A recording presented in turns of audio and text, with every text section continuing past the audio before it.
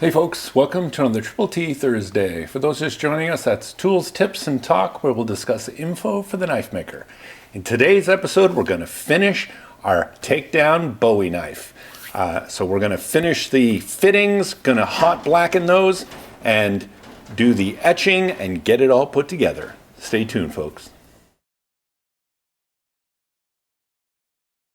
Okay, folks, let's pick up where we left off from last week. All right, so we're ready for hot blackening, and that's going to be using a hot salt to blacken these pieces. It's really important that you get these nice and buffed and shiny, because the great thing about the hot blackening is it will leave a nice shiny surface. So I usually buff these after sanding them to 1,000. I buff them really well, and then I check for scratches, and a lot of times you need to go back and sand them again, because buffing really does show your scratches, so it's good to go back and forth.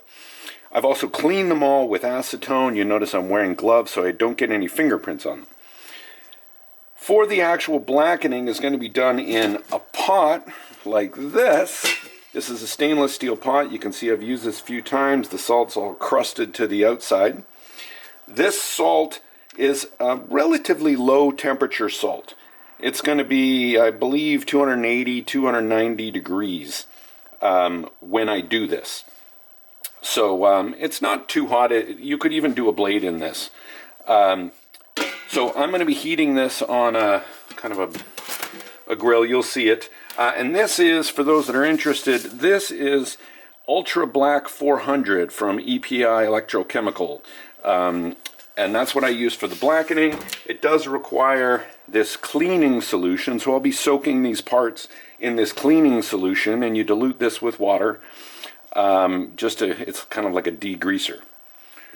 Then we're going to be getting this up to temp. I'll be using, I got a thermocouple in here to make sure I monitor the temperature, because you need to keep it precise. I always like to take a coat hanger and just make a little tree out of this for each one of the parts, and make sure you test them on the tree. So I kind of put them on here on each one, just to make sure they're not touching each other, they're not sitting on the bottom, and that I can pick them up. So that's kind of a handy little thing. All right, so I'm going to hook all this up, start heating up the salts, and I'll take you guys over there. So we got the salts at about 285 degrees, just a little over. We got a nice rolling boil. I got my parts sitting in the cleaning solution. Now it's time to get them in the salts. It takes about a half an hour for the salts to get up to the right temperature. You want to go slowly so you don't shoot past it.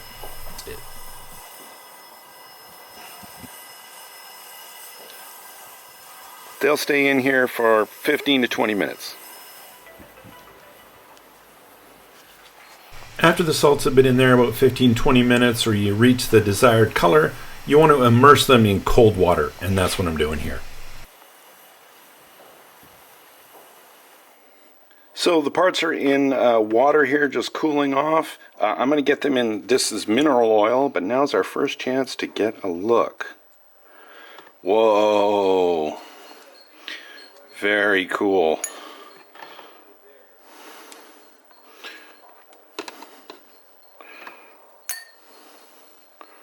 I'm very happy with these.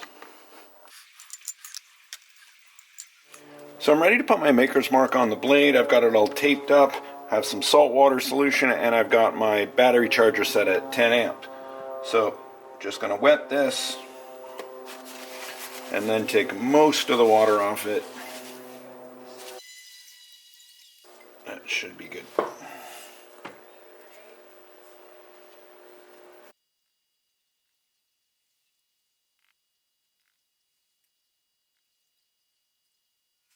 When I think I'm done etching, I peel the stencil halfway off and just test it with a scribe to see the depth. This looks good, so I'm all done, just going to spray it off. And then I'm going to clean up my stencil.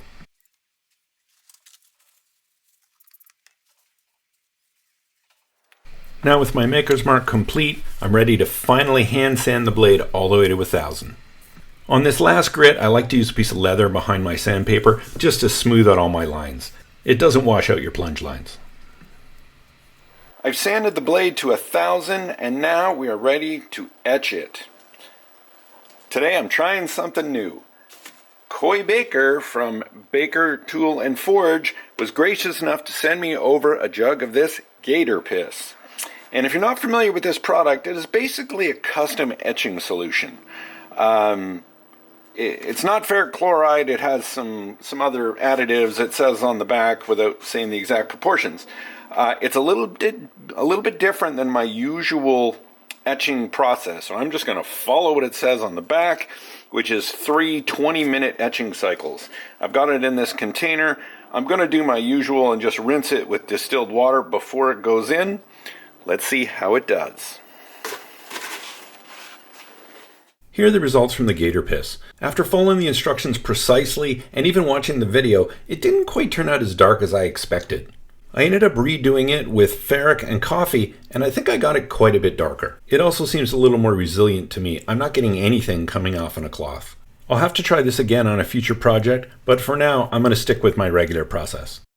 I know you guys were expecting glamour shots, but I'm going to make you wait till this Saturday's build video. That's going to be the completed video for this whole build.